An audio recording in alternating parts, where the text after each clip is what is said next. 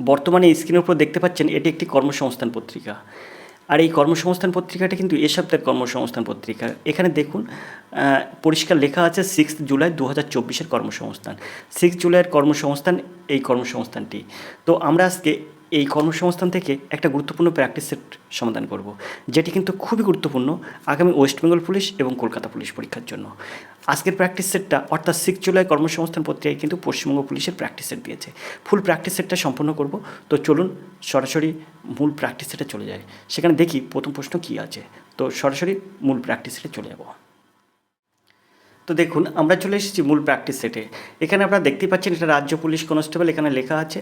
আর এখানে দেখুন পশ্চিমবঙ্গ পুলিশের কনস্টেবল WBPRB অর্থাৎ West Bengal police recruitment board exam. এখানেও দেখুন রাজ্য পুলিশ কনস্টেবল আছে। তো আমরা এই পশ্চিমবঙ্গ পুলিশের প্র্যাকটিস সেটটা আজকে কিন্তু সম্পূর্ণ করব, আজকে কিন্তু সমাধান করব। তো চলুন দেখি মূল প্র্যাকটিস সেটে প্রথম প্রশ্ন কী আছে দেখব। তবে প্রথম প্রশ্ন যাওয়ার আগে এখানে যে লেখাগুলো আছে সেই লেখাগুলো আমরা আরেকবার পড়ে নেব। প্রতিটি ক্লাস অর্থাৎ কর্মসংস্থান যখন আমরা শুরু করি, কর্মসংস্থানের ক্লাসটা যখন শুরু করি তখন এখানে যেটা লেখা থাকে সেটা আমরা কিন্তু প্রতিনিয়ত পড়ে নিই। তাই অধৈর্য হবেন না, পড়াটা এবং এই লেখাটা ভালো গুরুত্বপূর্ণ এবং গুরুত্ব সহকারে আপনি শুনবেন। তো আমরা এই লেখাটা একটু জম করে পড়ে নিই, তারপরে আমরা প্রশ্ন শুরু করব। তো এখানে দেখুন লেখা আছে পশ্চিমবঙ্গ পুলিশের কনস্টেবল। পশ্চিমবঙ্গ পুলিশের কনস্টেবল পদে 11,749 জন ছেলে মেয়ে নেওয়া হচ্ছে। প্রার্থী বাছাই করবে পশ্চিমবঙ্গ পুলিশ রিক্রুটমেন্ট বোর্ড। এবার থেকে এই পদের জন্য একটি লিখিত পরীক্ষা হবে। এই পরীক্ষায় 85 নম্বরের 85টি অবজেক্টিভ মাল্টিপল চয়েস টাইপের প্রশ্ন হবে এইসব বিষয়ে। জেনারেল অ্যাওয়ারনেস ও জেনারেল নলেজ থাকবে কত? 25 নম্বর। ইংরেজিতে থাকবে 10 নম্বর। এলিমেন্টারি ম্যাথমেটিক্স এতে থাকবে কিন্তু 25 নম্বর। রিজনিং ও লজিক্যাল অ্যানালাইসিস এতে থাকবে কিন্তু 25 নম্বর। অর্থাৎ এই 25 50 আর এই 10 75, এই 25 50 আর 10 60 আর 25 85। তো এই মোট 85 নম্বরের কিন্তু পরীক্ষা হবে। সময় থাকবে কিন্তু 1 ঘন্টা। নেগেটিভ মার্কিং আছে এইখানে, কিন্তু একটা গুরুত্বপূর্ণ বিষয় নেগেটিভ মার্কিং আছে। নেগেটিভ মার্কিংয়ে ধারে যাবেন না, অর্থাৎ গেস করে কোনো প্রশ্নের উত্তর দেবেন না। দেখবেন আপনি কিন্তু কম্পিটিশানে থাকবেন। আর নেগেটিভ মার্কিং যেহেতু আসে তাহলে আপনি ভুল উত্তরের জন্য কিন্তু আপনার মার্ক কমে যাবে, অর্থাৎ সঠিক যেটা হবে তার থেকেও কিন্তু মার্ক কমে যাবে। তাই আপনি নেগেটিভ মার্কিং করার চেষ্টা করবেন না। 4টি প্রশ্নের ভুল উত্তরের জন্য প্রাপ্ত নম্বর থেকে 1 নম্বর করে কাটা যাবে। ভাবতে পারছেন 4টি প্রশ্ন ভুল গেলেই আপনার 1 নম্বর কিন্তু কাটা যাবে। আর 1 নম্বর কি .05-এরও কিন্তু অনেক মূল্য। তাই আপনি অযথা যেন না জেনে শুনে সঠিক উত্তর না জেনে শুনে আপনি উত্তর দেবেন না। প্রশ্ন হবে কিন্তু বাংলা ও নেপালি ভাষায়। এই পরীক্ষাটি যে ধরনের প্রশ্ন আসার সম্ভাবনা তেমনই এক সেট প্রশ্ন তৈরি করছেন কে? চাকরি পরীক্ষায় বিশেষজ্ঞ বিজয় হালদার। এই বিজয় হালদার মহাশয়ের কিন্তু প্র্যাকটিস সেট আমরা এর আগে করেছি, তবে একটু বেশ কয়েকদিন হলো এটা করেছি, কিন্তু স্যার কিন্তু খুব সুন্দর প্র্যাকটিস সেট তৈরি করেন। তো চলুন আমরা বিজয় স্যার যে প্র্যাকটিস সেটটা আজকের কর্মসংস্থান পত্রিকা দিয়েছে, অর্থাৎ পশ্চিমবঙ্গ পুলিশ কনস্টেবলের জন্য যে প্র্যাকটিস সেটটা বিজয় স্যার যে প্রশ্নপত্রটা তৈরি করেছেন তার প্রথম প্রশ্ন কী আছে আমরা দেখি। তো সরাসরি আমরা চলে যাব এই প্র্যাকটিস সেটের প্রথম প্রশ্নে। তো আমরা চলে এসেছি মূল প্র্যাকটিস সেটে। এখানে আছে দেখুন রাজ্য পুলিশ কনস্টেবল। আমরা একের দাগের প্রশ্ন দেখব। কোন দিনকে মহাবিষুব বলা হয়? 21শে মার্চ, 23শে সেপ্টেম্বর, 21শে জুন আর 21শে ডিসেম্বর। তো দেখুন খুব সুন্দর প্রশ্ন। এখন আমাদের প্রশ্ন হচ্ছে কোন দিনটাকে মহাবিষুব বলা হয়। তো এখানে মহাবিষুব আর জলবিষুব এই দুটো নিয়ে কিন্তু আপনাদের সবসময় কি হয়, একটু প্রবলেমে পড়েন যে কোনটা কত তারিখ। তো এই যে মহাবিষুব আর জলবিষুব এই দুটো তারিখ কিন্তু নিয়ে আপনাদের সংশয় থাকে। যে কোনো পরীক্ষার জন্য কিন্তু এই প্রশ্ন দুটো আবার খুব গুরুত্বপূর্ণ। তো এই মহাবিষুব হয় আর জলবিষুব হয়। এই বিষুব কথার অর্থ, তো এই মহাবিষুব জলবিষুব কবে হয় সেটা আমরা বলবো। সেই তারিখ দুটো তারিখে আমরা বলবো। তবে তার আগে একটা কথা হচ্ছে, এই যে বিষুব দেখতে পাচ্ছেন, এই বিষুব কথার অর্থ আপনারা জেনে রাখুন, তাহলে আপনার উত্তর জানতে সুবিধা হয়ে যাবে। তো বিষুব কথার অর্থ হচ্ছে সমান। তো সমান এখানে কি হয়েছে? সমান হবে দিন রাত। তো সমান হবে দিন রাত। এখন দিন রাত সমান হবে কিভাবে? তো তারও একটা বিষয় আছে। বছরে দুবার কিন্তু সূর্য এই বিষুবরেখার উপরে লম্বলম্বিভাবে পড়ে, যার ফলে দুটো বিষুব হয়। একটা দক্ষিণায়নে বিষুব আর একটা হচ্ছে উত্তরায়ণে বিষুব। দক্ষিণায়নের যে বিষুবটা হয় তাকে বলা হয় জলবিষুব। দক্ষিণে হলে সেটা হচ্ছে দক্ষিণায়নের সময় কিন্তু এই জলবিষুব হয়। দক্ষিণায়নের সময় কিন্তু জলবিষুব হয়, আর মহাবিষুব হয় হচ্ছে উত্তরায়ণের সময়। হস্য তয় তয় আকার র আকার অন্তুস্ত দন্তান্ন। দক্ষিণায়নের সময় জলবিষুব হয় এবং উত্তরায়ণের সময় হয় কিন্তু মহাবিষুব। এই উত্তরায়ণের সময় যে মহাবিষুবটা হয় কে আবার আমরা বসন্ত বিষুবও বলতে পারি। তো আশা করি আপনারা বুঝতে পেরেছেন। তো এবার আমরা আসা যাক এই মহাবিষুব আর জলবিষুব হয় কোন দিন দুটোতে। তো সেটা হচ্ছে বছরে আমি বলেছি দুটো দিন হবে, কিন্তু এই উত্তরায়ণের একটা বিষুব হবে তার নাম মহাবিষুব, আর দক্ষিণায়নের একটা বিষুব হবে তার নাম হচ্ছে জলবিষুব। এখন তারিখটা কবে, তো এই তারিখটা আপনারা মনে করে রাখতে পারেন না। তো মহাবিষুব আর জলবিষুবের মধ্যে কিন্তু সময়ের ডিস্টেন্স হচ্ছে দুদিন, 21 আর 23, 21 আর 23। এই 21 তারিখে কি হয় আর 23 তারিখে কি হয়। এখন আমি এটা কিন্তু আপনাদের বোঝার সুবিধা বললাম দুদিন ডিস্টেন্সটা, কিন্তু দুটো দিন না, কিন্তু দুটো আলাদা আলাদা মাস। যেমন এখানে যে মহাবিষুব, এই মহাবিষুব হয় কিন্তু 21শে মার্চ তারিখে মহাবিষুব হয়। আর এই যে 23শে সেপ্টেম্বর আছে, এটাই কিন্তু জলবিষুব হয়। 23শে সেপ্টেম্বর জলবিষুব হয়, 21শে মার্চ মহাবিষুব হয়। এখন বলতে পারো যে স্যার আমরা দুদিন তারিখটা ঠিক করে রাখলাম 21 আর 23, এখন মার্চ হবে কি, এপ্রিল হবে কি, জুন হবে কি, জুলাই হবে, সেটা মনে রাখবো কী করে? হ্যাঁ, সেটা মনে রাখার একটা কৌশল আমি তোমাদের বলছি। অধিকাংশ স্টুডেন্ট সবাই 21শে মার্চ এবং 23শে সেপ্টেম্বর এ দুটো মনে করে রাখতে পারে, কিন্তু কোনটা মহাবিষুব কোনটা জলবিষুব হবে সেটা মনে রাখতে পারে না। তাই এখানে আপনাদের সুবিধার্থে আমি একটা ক্লু ব্যবহার করছি, সেটা দেখুন। ক্লুটা দেখুন, আপনারা কত সুন্দরভাবে আপনি মনে রাখতে পারবেন যে 21শে মার্চ কী করে মহাবিষুবটা মনে রাখতে পারি। তো এইখানে এই যে মো আর এর মার্চের মো, এ দেখুন এই ময়ে ময়ে মিল রাখবেন 21শে ময়ে ময়ে মিল। তাহলে 21শে মার্চ আপনার মহাবিষুব হয়ে যাবে। আপনি দেখবেন 21-এর পাশে কিন্তু মার্চই দেওয়া থাকবে। আপনারা তো দুটো দিনই মনে রাখতে পারেন, মার্চ আর সেপ্টেম্বর, কিন্তু আপনাদের প্রবলেম হয় যে জলবিষুব হবে কি মহাবিষুব হবে। তো 21শে মার্চ কিন্তু মহাবিষুব, ময়ে ময়ে মিল মার্চ হয়ে যাবে, মার্চ আর মহাবিষুব হবে। আশা করি আপনারা বুঝতে পেরেছেন। তো 21শে মার্চ মহাবিষুব আর 23শে সেপ্টেম্বর জলবিষুব, অর্থাৎ এর দাগ হবে সঠিক উত্তর। আমরা 2-এর দাগের প্রশ্নে চলে যাব। আধুনিক অ্যানাটমির জনক কে?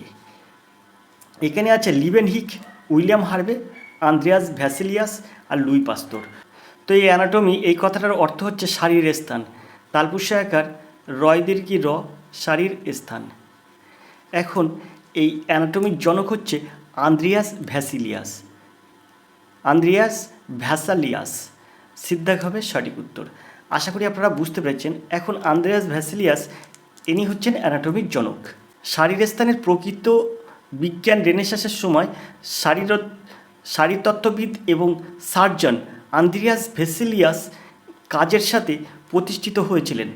ভেসিলিয়াস মানুষের মৃতদেহের জনসাধারণের ব্যবচ্ছেদের সময় তিনি যা পর্যবেক্ষণ করেন তা কিন্তু তিনি বর্ণনা করেন। আমরা 3-এর দাগের প্রশ্নে চলে যাব। পশ্চিমবঙ্গের দুর্গাপুর লোহা ইস্পাত কেন্দ্র গড়ে ওঠে কোন পরিকল্পনায়? এখানে আছে প্রথম পঞ্চবার্ষিক পরিকল্পনা, দ্বিতীয় পঞ্চবার্ষিক পরিকল্পনা, তৃতীয় পঞ্চবার্ষিক পরিকল্পনা, আর এটা আছে পঞ্চবার্ষিক পরিকল্পনা। তো এর মধ্যে কোনটি সঠিক উত্তর হবে? তো এখানে 3-এর দাগের সঠিক উত্তর হবে কিন্তু প্রথম পঞ্চবার্ষিক পরিকল্পনা, অর্থাৎ এর দাগ হবে সঠিক উত্তর।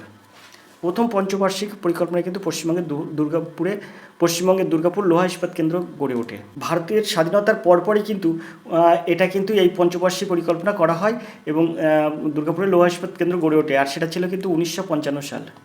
আশা করি আপনারা বুঝতে পেরেছেন। আমরা 4 দাগের প্রশ্নে চলে যাব। 4 দাগের প্রশ্ন দেখব। 4 দাগের প্রশ্ন আছে আরশোলা রেচনাঙ্গের নাম কি? সবুজ গ্রন্থি, নেফ্রিডিয়া, কক্সাল গ্রন্থি, ম্যালপেজিয়ান নালিকা। তো এই যে আরশোলার রেচনাঙ্গের নাম হচ্ছে ম্যালপেজিয়ান কিন্তু নালিকা হচ্ছে ম্যালপেজিয়ান নালিকা আরশোলার রেচনাঙ্গের নাম। আর এই যে সবুজ গ্রন্থি দেখছেন, এটা কিন্তু চিংড়ি মাছের থাকে, চিংড়ি মাছের দেহের চিংড়ি। তো আশা করি আপনারা বুঝতে পেরেছেন। আরশোলার রেচনাঙ্গের নাম হচ্ছে ম্যালপেজিয়ান। আমরা 5 দাগের প্রশ্নে চলে যাব। ন্যাপথেলিনের প্রধান উৎস কী? ন্যাপথেলিনের প্রধান উৎস কী? এখানে আছে পেট্রোলিয়াম, এখানে আছে আলকাতরা, এখানে আছে ডিজেল, এখানে আছে ভিনিগার। তো এখানে ন্যাপথেলিনের প্রধান উৎস হচ্ছে আলকাতরা। বিদ্যাক হবে সঠিক উত্তর। এখন এই ন্যাপথেলিনের সংকেত কিন্তু C10H8। এটা কিন্তু একটি জৈব যৌগ। এই যে ন্যাপথলিন কিন্তু একটি জৈব যৌগ। ন্যাপথলিন কিন্তু বিভিন্ন কীটনাশক কাজে ব্যবহার করা হয়। এছাড়াও কিন্তু সুগন্ধি দ্রব্য হিসেবেও ন্যাপথলিন ব্যবহার করা হয়। ন্যাপথলিনের সংকেত C10H8। তো তো আমরা 6 দাগের প্রশ্ন দেখব, ভারতের নির্বাচন কমিশনের সংবিধান কত নম্বর অনুচ্ছেদে আছে? তো ভারতের নির্বাচন কমিশনের সংবিধানে কত নম্বর অনুচ্ছেদে আছে? তো আমরা জানবো। তবে ভারতের নির্বাচন কমিশন কবে শুরু হয়? 1950 সালে 25শে জানুয়ারি। ভারতীয় সংবিধানের অধীনে এই নির্বাচন কমিশন প্রতিষ্ঠিত হয় 1950 সালে 25শে জানুয়ারি। এই যে নির্বাচন কমিশন, এটা কিন্তু 324 থেকে 329 ধারা পর্যন্ত কিন্তু ধারার সাথে সম্পর্কিত। এখন এখানে বলেছে যে নির্বাচন কমিশন সংবিধান কত নম্বরের অনুচ্ছেদে আছে? তো এখানে হবে কিন্তু বিদ্যাক হবে সঠিক উত্তর। 324 নম্বর অনুচ্ছেদে কিন্তু এটা আছে, বিদ্যাক হবে সঠিক উত্তর। ভারতের প্রথম প্রধান নির্বাচন কমিশনার ছিলেন কিন্তু সুকুমার সেন। সুকুমার সেন। আর ভারতের বর্তমান প্রধান নির্বাচন কমিশন কিন্তু সুশীল চন্দ্র। আশা করি আপনারা বুঝতে পেরেছেন। আমরা চলে যাব 7 দাগের প্রশ্নে। 7 দাগের প্রশ্ন হচ্ছে, দক্ষিণ ভারতের একমাত্র মহাজন পদ কোনটি? কাশী, কৌশল, অসমক আর কুরু। তো এখানে এর সঠিক উত্তর হবে কিন্তু অসমক, অর্থাৎ সিদ্ধাক হবে সঠিক উত্তর। এটা কিন্তু এই অসমক কিন্তু ভারতের দক্ষিণ ভারতের কী আছে, নর্মদা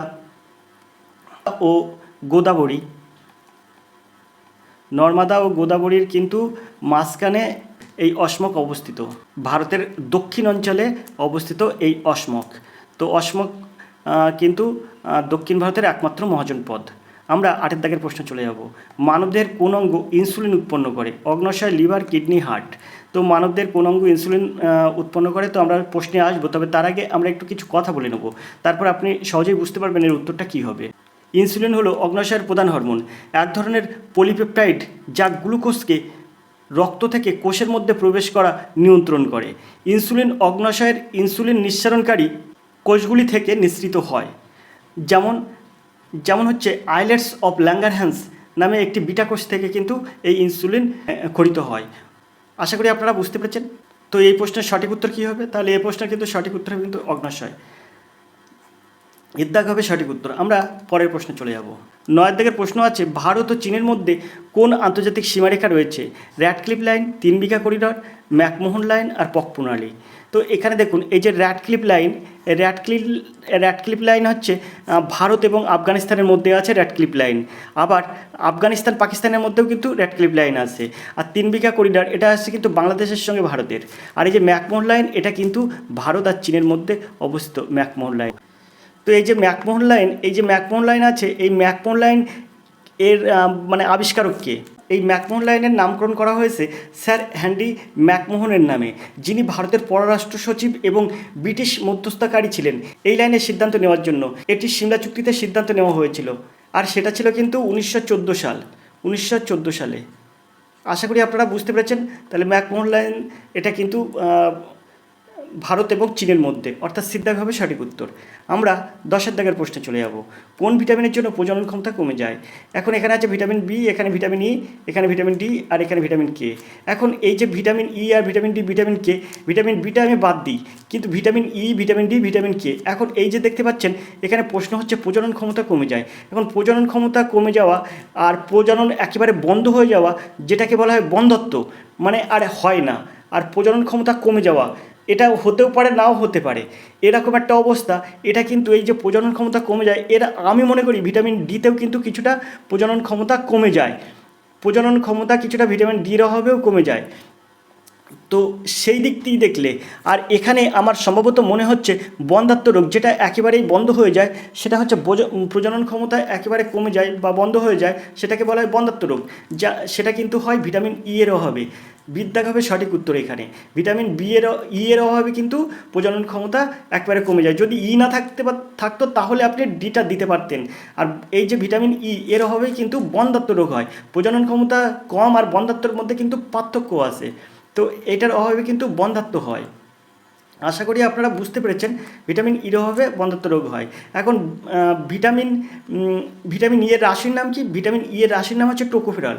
ভিটামিন ই এর উৎস কি?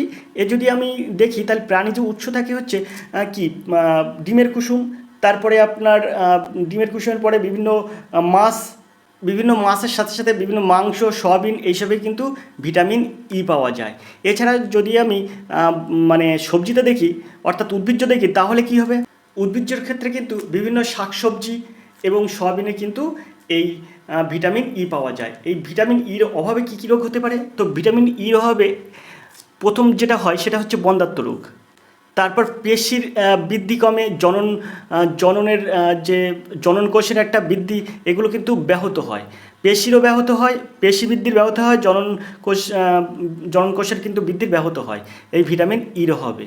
আর ভিটামিন ডি এর রাসায়নিক নাম হচ্ছে ক্যালসিফেরল। এই ভিটামিন ডি এর অভাবে কী রোগ হয়? শিশুদের ক্ষেত্রে কিন্তু ভিটামিন ডি এর অভাবে রিকেট রোগ হয় এবং বড়দের ক্ষেত্রে অ্যাস্টিওম্যালেশিয়া রোগ হয় ভিটামিন ডি এর অভাবে। এখন ভিটামিন ডি কিসে কিসে পাওয়া যায়? কড হাঙরের যকৃৎ নিঃসৃত তেলে কিন্তু ভিটামিন ডি পাওয়া যায়। এছাড়াও কিন্তু আপনার দুধে ভিটামিন ডি থাকে। তো আশা করি আপনারা বুঝতে পেরেছেন। তো এবার আমরা 11 দাগের প্রশ্নে চলে যাব। সিপাহি বিদ্রোহের সময় ভারতের গভর্নর জেনারেল কে ছিলেন? এখানে আছে Lord Cornwallis, Lord Auckland, Lord Amherst, Lord Canning. তো এখানে সিপাহি বিদ্রোহ এই সময় ভারতের গভর্নর জেনারেল কে ছিলেন? তো এর সঠিক উত্তর হবে কিন্তু লর্ড ক্যানিং কিন্তু ছিলেন এই সিপাহি বিদ্রোহের সময় ভারতের গভর্নর জেনারেল। ডিদ্দাগ হবে সঠিক উত্তর। সিপাহি বিদ্রোহ কত সালে হয়? 1857 সালে হয়। এখন যদি 1857 সালে যদি হয়, তাহলে এই 1857 মধ্যে কিন্তু লর্ড ক্যানিং ছিলেন কিন্তু আমাদের ভারতীয় গভর্নর। তাহলে 1857 সালে কিন্তু তিনি সিপাহি বিদ্রোহের সময় ছিলেন।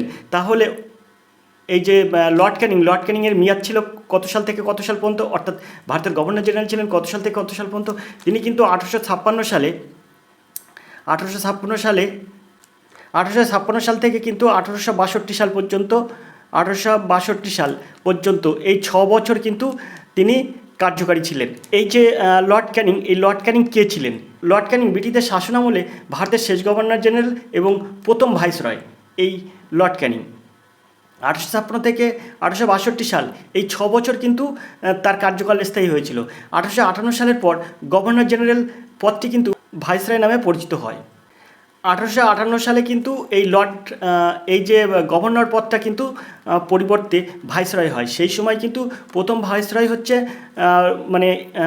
ভাইসরয় কিন্তু এই লর্ড ক্যানিং এবং শেষ গভর্নর জেনারেল কিন্তু লর্ড ক্যানিং। আশা করি আপনারা বুঝতে পেরেছেন। তো 1856 সাল থেকে 1862 সাল পর্যন্ত তার মেয়াদকাল ছিল। তো তার মধ্যে কিন্তু 1857 সালে সিপাহি বিদ্রোহ হয়েছিল। এবার আশা করি আপনাদের আর ভুল যাবে না। 12 থেকে প্রশ্ন আছে, পশ্চিমবঙ্গের কত সালে কন্যাশ্রী প্রকল্প চালু হয়? 2012, 13, 14 আর 15।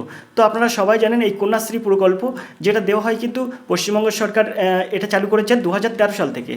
2013 সাল থেকে কিন্তু এর কন্যাশ্রী প্রকল্প চালু হয়েছে। এটা সঠিক উত্তর হবে কিন্তু বিদ্যাগ।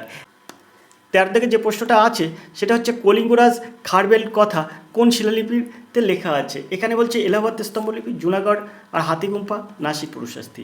তো এই কলিঙ্গরাজ খারবেল, তো খারবেল হাতিতে বেল খায়, আর সেটা কিন্তু খাবেল হাতি। হাতি বেল খায়, খাবেল হাতি, অর্থাৎ খারবেলের কথা কিন্তু লেখা আছে হাতিগম্পা লিপিতে। আশা করি আপনারা বুঝতে পেরেছেন, মানে হাতি বেল খায়, এর থেকে কিন্তু আপনি সহজেই এটা মনে রাখতে পারবেন। তো এই কলিঙ্গরাজা খারবেল হচ্ছে হাতিগম্পা লিপিতে লেখা আছে। সিদ্ধাগ হবে সঠিক উত্তর। এখন এই যে নাসিক প্রশস্তি, তো এই নাসিক প্রশস্তিতে কার কথা লেখা আছে? তো গৌতমীপুত্র সাতকর্ণীর কথা কিন্তু এই নাসিক প্রশস্তিতে লেখা আছে। আশা করি আপনারা বুঝতে পেরেছেন।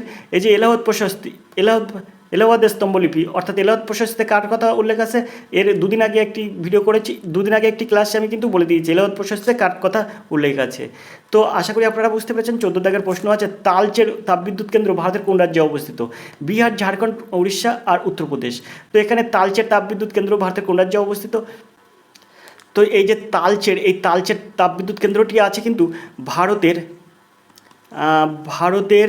উড়িষ্যা রাজ্যের অনুগুল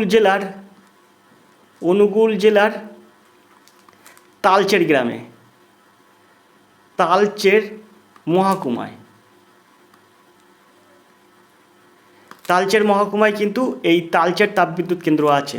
ভারতের উড়িষ্যা রাজ্যের অনুগুল জেলার তালচের মহকুমায় কিন্তু এই তালচের তাপবিদ্যুৎ কেন্দ্র আছে, অর্থাৎ এখানের সঠিক উত্তর হবে কিন্তু উড়িষ্যা। সিদ্ধাগ হবে সঠিক উত্তর। আমরা এই যে 15 দাগের প্রশ্ন আছে এখানে চলে যাব। আর্য সমাজের কে প্রতিষ্ঠা করেন? আর্য সমাজ কে প্রতিষ্ঠা করেন? স্বামী বিবেকানন্দ, স্বামী দয়ানন্দ সরস্বতী, রাজা রামমোহন রায় আর ঈশ্বরচন্দ্র বিদ্যাসাগর। তো এখানে এই যে আর্য সমাজের প্রতিষ্ঠাতা হচ্ছে স্বামী দয়ানন্দ সরস্বতী। বিদ্যাগ হবে সঠিক উত্তর। মহর্ষি স্বামী দয়ানন্দ সরস্বতী 1857 সালে বোম্বেতে কিন্তু এই আর্য সমাজ প্রতিষ্ঠা করেন। তো আশা করি আপনারা বুঝতে পেরেছেন 1858 সালে কিন্তু এটা মুম্বাইতে এই আর্য সমাজ প্রতিষ্ঠিত হয়। মুম্বাইতে 16 দাগের প্রশ্ন আছে বন্দিপুর অভয়ারণ্য ভারতের কোন রাজ্যে অবস্থিত? সিকিম, উত্তরপ্রদেশ, মধ্যপ্রদেশ আর কর্ণাটক। তো বন্দিপুর অভয়ারণ্য ভারতের কোন রাজ্যে অবস্থিত? তো আমরা একটা কথা মনে রাখবো, কর্ণাটকে সবাই বন্দি, কর্ণাটকে সবাই বন্দি, এই কথাটা আমরা মনে রাখবো। কি মনে রাখবো? কর্ণাটকে সবাই বন্দি। কর্ণাটকে সবাই বন্দি বলতে এই যে বন্দিপুরের অভয়ারণ্য এটা কিন্তু কর্ণাটকে অবস্থিত, কর্ণাটকে বন্দি, আমরা সবাই কর্ণাটকে বন্দি, অর্থাৎ কর্ণাটকের অবস্থিত বন্দিপুরের অভয়ারণ্য। মনে করে রাখবেন, দেখবেন আপনি মনে করে রাখতে পারবেন, মানে আমরা সবাই কর্ণাটকে বন্দি, তাহলে এই বন্দিপুর অভয়ারণ্য কর্ণাটকে অবস্থিত। এগুলো কিন্তু মানে আমি এই প্রশ্ন দেখেছি সাথে সাথেই আমি বুঝতে পেরেছি যে আমরা কর্ণাটকে বন্দি। তো এই যে কর্ণাটকে কিন্তু বন্দিপুর অভয়ারণ্য, ডিদ্দাগ হবে সঠিক উত্তর। আশা করি আপনারা বুঝতে পেরেছেন। 17 দাগের প্রশ্ন আছে মানুষের কোষে মোট কতগুলি ক্রোমোজোম আছে?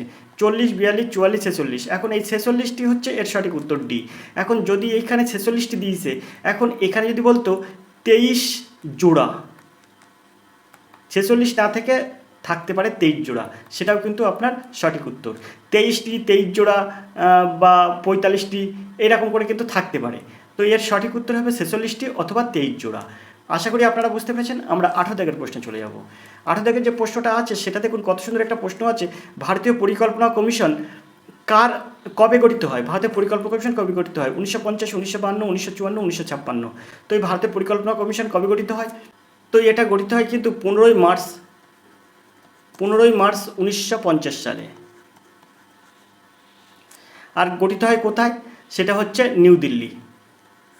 নিউ দিল্লিতে কিন্তু 1950 সালে ভারতীয় পরিকল্পনা কমিশন গঠিত হয় 1950 সালে 15ই মার্চ নিউ দিল্লিতে। আর এটি 1950 সালে প্রতিষ্ঠিত হয় কেসি নিয়োগীর সভাপতিত্বে একটি উপদেষ্টা পরিকল্পনা বোর্ডের সুপারিশের ভিত্তিতে কিন্তু পরিকল্পনা কমিশন প্রতিষ্ঠিত হয়েছিল। সদর দপ্তর কোথায়? এর সদর দপ্তর হচ্ছে যোজনা ভবন। সেটা কোথায়? সেটা কিন্তু নয়াদিল্লিতে, অর্থাৎ নতুন দিল্লিতে কিন্তু এই যোজনা ভবনের সদর দপ্তর। আর এই পরিকল্পনা কমিশনের প্রথম প্রধান চেয়ারম্যান ছিলেন কিন্তু আমাদের ভারতবর্ষের প্রথম প্রধানমন্ত্রী জওহরলাল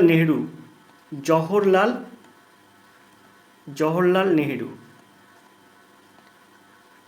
আশা করি আপনারা বুঝতে পারছেন। আর হচ্ছে গুলজারিলাল নন্দ, ইনি ছিলেন কিন্তু ভারতীয় পরিকল্পনা কমিশনের প্রথম ডেপুটি চেয়ারম্যান গুলজারিলাল নন্দ।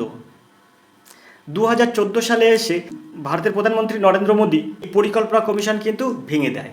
সেটা কত সালে? 2014 সালে। 2015 সালে কি করেন? 2014 সালে পরিকল্পনা কমিশন ভেঙে কিন্তু 2015 সালে নীতি আয়োগ কিন্তু গঠন করেন। পরিকল্পনা কমিশনের অন্য নাম হয়ে যায় নীতি আয়োগ। অর্থাৎ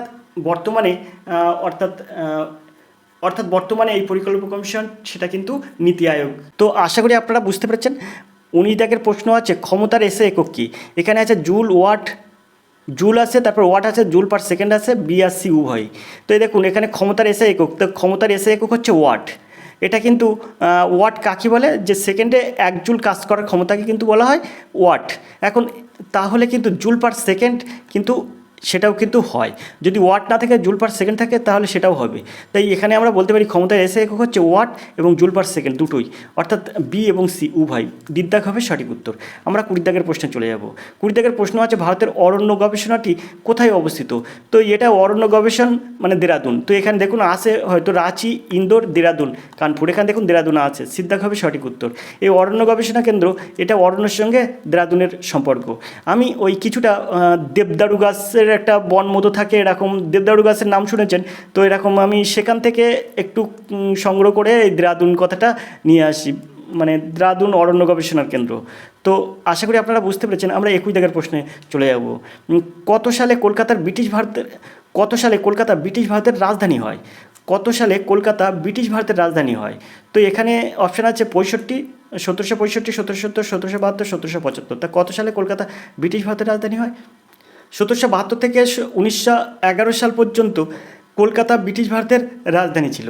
1772 সালে প্রথম governor general Warren Hastings Murshidabad থেকে সমস্ত গুরুত্বপূর্ণ অফিস শহরে স্থানান্তরিত করলে কলকাতা ব্রিটিশ ভারতের রাজধানী হয়ে ওঠে। 1912 সাল থেকে 1947 সালে ভারত স্বাধীনতা পর্যন্ত কলকাতা সমগ্র বাংলার রাজধানী ছিল। তো এর সঠিক উত্তর তাহলে কী হবে? তো অবশ্যই 1772 সাল সিদ্ধাক হবে সঠিক উত্তর। আর এর নেপথ্যে পিছনে কারণ ছিল কিন্তু ওয়ারেন হেস্টিং। আশা করি আপনারা বুঝতে পেরেছেন। আমরা 22 দাগের প্রশ্নে চলে যাব। ভারতীয় রিজার্ভ ব্যাংক এর গভর্নর এখন কি? টি রবিশঙ্কর, এম রাজেশ্বর রাও, মাইকেল দেবদত্ত পাত্র আর শক্তিকান্ত দাস। তো অবশ্যই আপনারা জানেন রিজার্ভ ব্যাংকের গভর্নর কিন্তু বর্তমান শক্তিকান্ত দাস। ইনি কততম গভর্নর? ইনি কিন্তু 25তম গভর্নর কিন্তু এই শক্তিকান্ত দাস। 25তম গভর্নর শক্তিকান্ত দাস 2020 সাল থেকে কিন্তু ইনি ভারতীয় রিজার্ভ ব্যাংকের গভর্নর। এর আগে অর্থাৎ 24তম গভর্নর কে ছিলেন? 24তম গভর্নর ছিলেন কিন্তু উর্জিত প্যাটেল